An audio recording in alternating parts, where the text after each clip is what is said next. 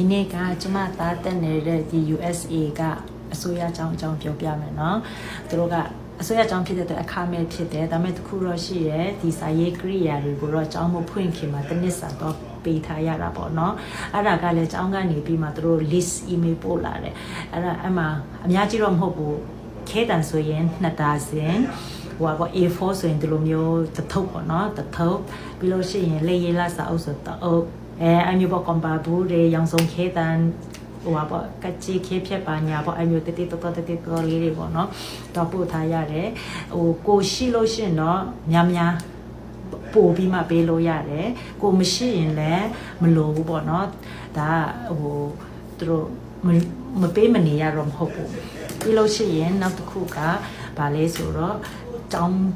ဘတ်က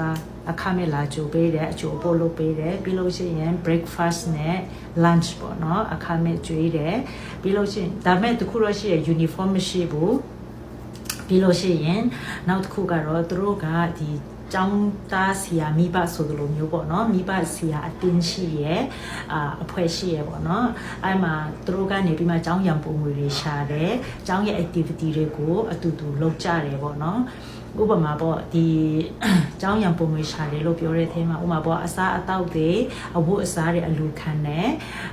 အဲ့လိုမျိုးသူတို့အလူခံတဲ့ရက်ရှိတယ်အဲ့ဒီချိန်မှာတော့ပေးရတယ်ပေါ့နော်အဲ့လိုမျိုးပေးလို့ရှိရင်တို့ကအဲ့ဒါတွေကိုဘာလုပ်လဲဆိုရင်ဒီကျောင်းသူကျောင်းသားတွေကိုပဲအမှကိုကလိုအပ်တယ်ဆိုရင် form ဖြည့်ထားရင်တို့က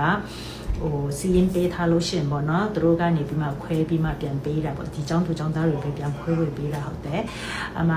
ဟိုအဲ့လိုမျိုး donation ရောက်လာပြီဆိုလို့ရှိရင်တို့လက်ခံတဲ့နေ့တွေဆိုရင်ကျောင်းက busy ရလေနော်ဝန်ထမ်းမလောက်ဘူးကွယ်ဆရာမတွေစာတင်နေရလေနော်အဲ့မျိုးဆိုရင်အဲ့မျိုးမှာမိဘတွေကိုအကူညီတောင်းတာပေါ့နော်မလာကူညီပေးရတယ် volunteer ခေါ်တယ်ဒါပေမဲ့ဒီတိုင်းတော့ကူလို့မရအောင်ဟိုသူတို့မှာဒီ volunteer လုပ်ဖို့အတွက် form ရှိတယ်အမှ register လုပ်ရတယ် online ကနေမှအမှသူတို့ approve ဖြစ်ပြီးဟဲ့ဆိုလို့ရှိရင်တော့ကိုကလုပ်လို့ရသွားပြီပေါ့နော်ခါလေးကြလို့ရှိရင်သူတို့ဟိုဟာဟိုပေါ့ဘသူလာနိုင်လဲပေါ့ list ပေးပါဆိုကိုလဲအမှစီရင်ပေးပေါ့တကယ်လို့မလို့ဒီတိုင်းပဲလာကူပေးပါဆိုလဲဒီတိုင်းသူတို့ပြောတဲ့တမတ်ထားတဲ့အချိန်မှာသွားကူပေးရုံပဲ approve ဖြစ်သွားတဲ့နောက်ပိုင်းမှာဆိုရင်တော့ကိုကလက်ခံသွားပြီးတရားဝင်လုပ်လို့ရသွားပြီဆိုတော့အဲမျိုးတွေရှိရပေါ့နော်မိဘပါဝင်ရတဲ့အကန့်တွေရှိရပေါ့ပြီးလို့ရှင်ကျောင်းရံပုံငွေရှာတဲ့ထဲမှာတစ်ခါလေးဆိုရင်တို့ကဒီကျမတို့မြို့ထဲကဟိုစားတောက်ဆိုင်တွေပေါ့နော်အဲမျိုးမှာဘယ်နှနာရီဘယ်အချိန်မှာလာစားလို့ရှိရင်ဟို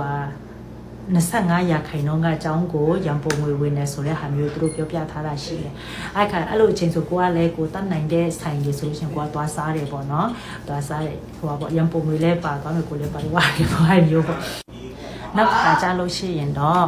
ဟိုပေါ့ဒီကျောင်းရဲ့ပညာရေးပိုင်းပေါ့နော်ကျောင်းရဲ့ပညာရေးဆိုတာကဟိုပညာရေးကိုတော့ကျမတော့မပြောကျမသားရဲ့ပေါ့နော်ကျမသားရဲ့ပညာရေးတိုးတက်ပြောင်းလဲလာတဲ့ဟာတွေရဲ့ပြီးလို့ရှိရင်ဒီသူတို့ရဲ့ social emotional ပေါ့နော်ကျမတို့မြန်မာပြည်မှာကျတော့အဲ့ဒါကိုအရင်အလေးနဲ့တော့မထားကျမတို့အရင်အလေးနဲ့ထားတဲ့